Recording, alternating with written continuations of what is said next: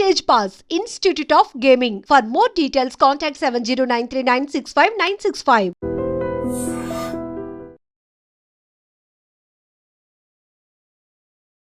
నమస్కారం, welcome to I dream. ధర్మ మార్గం విత్ విజిత కార్యక్రమానికి స్వాగతం.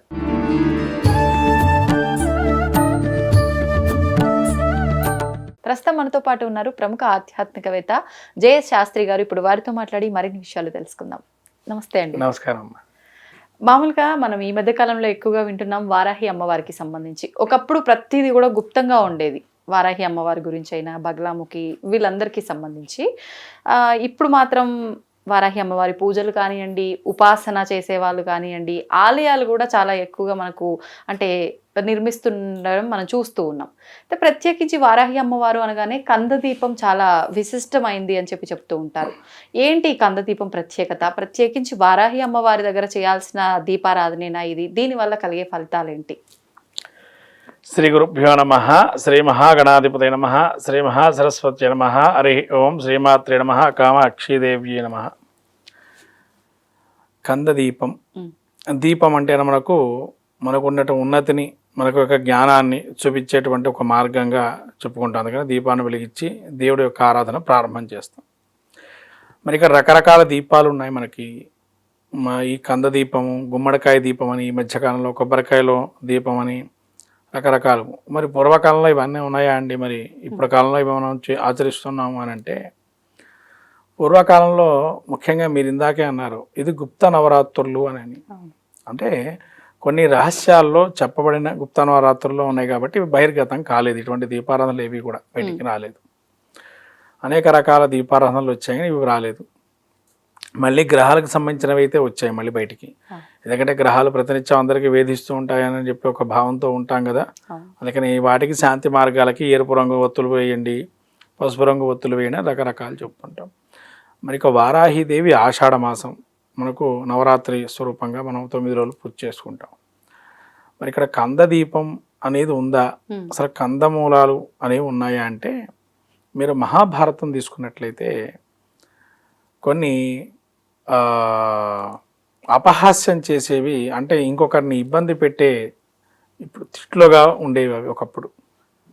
దాన్నే మనం ఇప్పుడు ఏరా అన్నం తింటున్నావా గడ్డి తింటున్నావా అంటాం.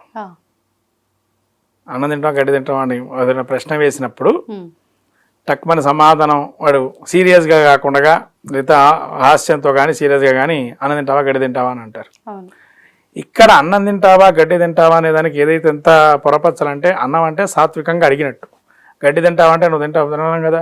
ఏనుగులు ఎక్కువగా తినేవి అంటే వాటి యొక్క అవి కాబట్టి ఆహారం కాబట్టి. మరి ఇక్కడ మహాభారతంలో దుర్యోధనుడు భీముడికి జరిగినట్టు యుద్ధంలో కందమూలాలు తిని బతకమని చెప్పి ఒకానొక విషయం ఉన్నది. మరి భీముడు అప్పుడు ఏం చేస్తాడంటే, ఆ కాలంలో మరి కందమూలాలు బతికి ఉన్నారు. పాండవులు వనవాసం అరణ్యవాసం చేసేటప్పుడు అరణ్యంలో తిరుగుతున్నప్పుడు ఏముంటాయమ్మా అక్కడ? కందమూలాలు, అక్కడ ఉండే పళ్ళు ఫలహారాలు వాటికే ఉంటాయి, వేరే ఏమీ తినలేని పరిస్థితి. అలా కందమూలాలు ఏంటంటే కఠోరమైన తపస్సు చేసేటప్పుడు, కఠోరంగా మనం ఏదైనా ఒక శక్తికి కానీ కామ్యం కానీ కోరికని కానీ చేసేటప్పుడు అలా కొన్ని నియమబద్ధంగా వాటిని తిని బతకడానికి అవకాశాలు ఉన్నాయి. అవి చెప్పారు, రహస్యంగా చెప్పారు. అంటే కొన్ని విషయాలు మనకు పురాణాల్లో ఉన్నాయి. బ్రహ్మాండ పురాణంలో ఒక నెలంతా ఒకటి తినమంటారు, ఓ సంవత్సరం అంతా తిని అలా ఉపవాసం ఉండమంటారు. అలా మనం ఉండడం అయ్యే పనులు కావు, సాధ్యం కావు. ఇప్పుడు గోమూత్రం దాగి గోమయం తిని ఓ రోజు సంవత్సరం ఉండమంటే ఎక్కడ ఉంటామండి? గోమూత్రము గోమయం అట్లా ఒక్కో సంవత్సరం అలా ఇచ్చారు. కొన్ని నియమాలు ఉన్నాయి, అన్నీ మనం పాటించలేము. మరి అలా పాటించినప్పుడు ఈ కందమూలాలు కూడా తినమన్నారు. అసలు మనం ఉపవాస దీక్షగా ఉంటాం, నవరాత్రులు చేసేప్పుడు ఏమీ తినకుండా పండ్లు, అమ్మవారికి పెట్టిన పండ్లు రాత్రి ఏది పెడతాం అదే అమ్మవారికి మనం తింటాం. అలా ఇక్కడ కూడా ఏంటంటే అమ్మవారికి ఈ కందగడ్డ అనేది ఉండదు పెట్టడం వల్ల అది భూమి లోపల నుంచి పెరిగేటువంటిది. అమ్మవారి భూస్వరూపం. అంటే మనకు వరాహస్వామి ఏ రూపమో అట్లానే అమ్మవారు కూడా వరాహ రూపంలో ఉంటుంది. వరాహ రూపంలో అమ్మవారి చేతుల ఆయుధం ముసలం హలం ఉంటుంది. ఈ ముసలం హలం అంటే హలం అంటే దేనికి వాడతాం? దున్నదానికి వాడతాం, నాగలి వాడతాం. దున్నేదానికి వాడటం దేనికంటే అది మళ్ళీ మనకు మంచి పంట రావాలని, ఆ పంటలో ఏమన్నా చదువులు ఉన్నా అన్ని పోయి మళ్ళీ వర్షాభావ పరిస్థితి ఉంటుంది కాబట్టి ఆ సమయంలో వర్షాభావం పడే పరిస్థితి. ఆషాఢ మాసం అంటే వర్షాలు పడినా కూడా సస్యశ్యామలంగా ఉండాలని, పంటలు నష్టపోకుండా ఉండాలని అమ్మవారిని ఆరాధన చేసే కృత కూడా ఉంది. అలా వారాహి యొక్క స్వరూపాన్ని చూస్తే మనకు అవన్నీ కనబడతాయి కాబట్టి భూసారాన్ని పెంచడానికి అమ్మవారి యొక్క ఆరాధన చేస్తారు. ఇలా కందదీపం పెట్టడం వల్ల నువ్వు కఠోరంగా ఏదైనా చేయదలుచుకుంటే ఈ కందదీపాన్ని పెట్టచ్చు. కఠోరంగా అంటే ఇప్పుడు రాక్షసులు బ్రహ్మ గురించి ఘోరమైన తపస్సు చేస్తుంటారు.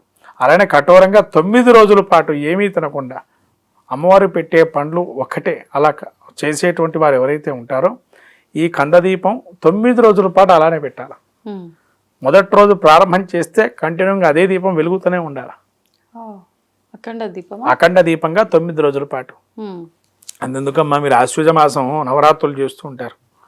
ఆశ్వజం అంటే అందరికీ తెలుసు, నవరాత్రులు. అక్కడ కూడా అఖండ దీపం పెడతాం. అది 9 రోజులు కూడా అలానే పెడతాం.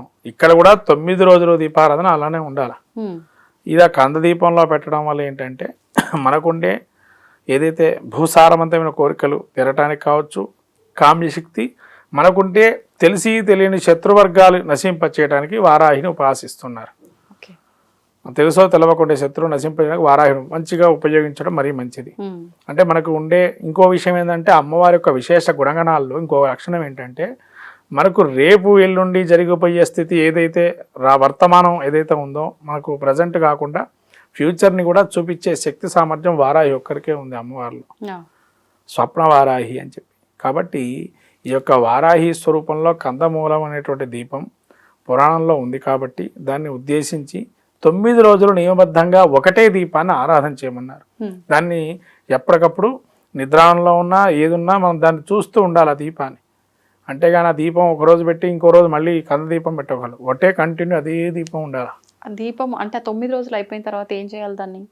అయితే ఇక్కడ ఆ దీపాన్ని ఏం చేయాలి అని అంటే ముఖ్యంగా అది బాగా కాలిన పదార్థంగా ఉంటుంది. కొంతనేమో పాడే పరిస్థితి ఉంటాయి. ఎందుకంటే పంటలు ఇవాళ కెమికల్స్ వాడుతున్నాం కాబట్టి అదే మెయిన్గా ఉంటేనేమో కొంత రోజులు ఉండేవి. కనీసం ప్రసాదంగా కొద్ది అయినా తీసుకొని మిగతాది మళ్ళీ కూడా మనం దాన్ని ఏం చేయాలంటే భూమిలో పాతివేయాలి. భూమిలో పాతివేయటం వల్ల ఏం జరుగుతుంది అని అంటే మనకుండే అవయోగాలు ఉంటాయి కూడా అవన్నీ తొలగిపోతాయి భూమిలో పాతటం వల్ల. అంటే ఇప్పుడు ఒకప్పుడు మనకు హైదరాబాద్కి మహానగరం ఇది. ఇక్కడ చెరువులంటూ ఏముండవు, ప్రవహించే ప్రధానంగా నదులంటూ ఏముండవు. అలాంటి వారికి ఏంటంటే అది ఈ భూమిలో పాతేయటం అనేది. అయితే మిగతా వారికి నదీ ప్రాంతాల జలం దగ్గర ఉండేటువంటి వారు ఏం చేస్తారంటే జలంలో కూడా వేయచ్చు. అంటే అది మెల్లగా నాని జీవరాశులకు ఆహారం కూడా నివేదన చేయొచ్చు. దానికన్నా ఏంటంటే ఇదైతే మన సొంత ఇంట్లో అపార్ట్మెంట్ వ్యవస్థలు అంటే పెట్టలేం మనం. మీరు అన్నట్టు అపార్ట్మెంట్ వ్యవస్థలో పెట్టలేం. అట్లాంటప్పుడు ఎక్కడైనా నిర్జల ప్రదేశంలో వదిలేయాలి. కొద్దిగా తీసుకొని ప్రసాదంగా మిగతాది వాసన చూసి పక్కన పట్టేయడం. వాసన చూసినా ఏంటంటే పూర్తిగా ప్రసాదాన్ని స్వీకరించినట్టు. ఇక్కడ ఇంకో చిన్న సందేహం అమ్మ మీకు చెప్పవలసిన విషయం. అన్ని గుళ్ళకి వెళ్తూ ఉంటాం మనం.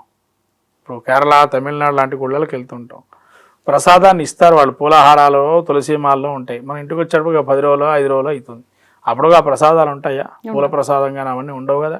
హారాలు మనకు పూల దండలు అవన్నీ ఇస్తారు. మరి వాటిని ఏం చేస్తాం? కొంతమంది తీసుకొని రావాలి అనుకుంటారు అక్కడి నుంచి. ఏసీ వేస్తే లోపలేమో కారులో అయితేనేమో ఉంటాయి. అదే మనం వేరే ట్రాన్స్పోర్ట్లలో పెడితే కనుక ఉండవు, తొందరగా అక్కడెక్కడ పడి మళ్ళీ కాళ్ళు తగిలి ఇవన్నీ ఉంటాయి. కాబట్టి ఒక విషయం ఏంటంటే దాని వాసన చూసి పరిగ్రహించి పక్కన పెట్టినా అక్కడే అది మనం స్వీకారం చేసినట్టే. అంటే అది మనం స్వీకరించినట్టే. అది మనం తీసుకెళ్ళి రాకపోయినా అక్కడి నుంచి వాసన చూసి అమ్మవారి అనుగ్రహం, అయ్యవారి అనుగ్రహం, స్వామి ఇది ఇక్కడ వాసన చూసి దీని యొక్క ప్రసాదం తీసుకుంటున్నాను పక్కన పెట్టి. అందుకనే దేవుడు పెట్టే ధూపం, పూలు వాసన చూడకూడదు అని అంటారు. ముందుగా పెట్టే మనం స్వీకరించినట్టే దేవుడికి ఎట్లా పనికి వస్తుంది ఇంకా. అందుకనే పెట్టక ముందర మనం పర్వాలేదు, పెట్టిన తర్వాత మళ్ళీ వాసన చూడొచ్చు. పెట్టక ముందర వాసన చూడకూడదు దేవుడికి ఏం పెట్టినా కూడా. అందుకనే మీరు నైవేద్యం పెట్టేటప్పుడు ఆకుని దాని మీద వేసి తీసుకొస్తారు. ఎవరు చూడకూడదు, వాసన చూడకూడదు అని. ఇలా నియమబద్ధంగా చేస్తే వారాహి నవరాత్రుల్లో కందదీపం యొక్క మహత్యం ఏంటంటే మనకు అనేక రకాల కామ్యాలు, అనుష్ఠానాలు, సర్వకార్యాలు జయం కలుగుతాయని, భూసారం కూడా పెరుగుతుందని వ్యవసాయదారులు అయితే, అలా భూ సమస్యలతో ఉన్నటువంటి వారికి కూడా భూ సమస్య పోయి శత్రువర్గాలు నశింపజేస్తారని. ఇది దీని యొక్క ప్రధాన లక్షణం కందమూలం యొక్క. ధన్యవాదాలండి. నమస్కారం అమ్మా.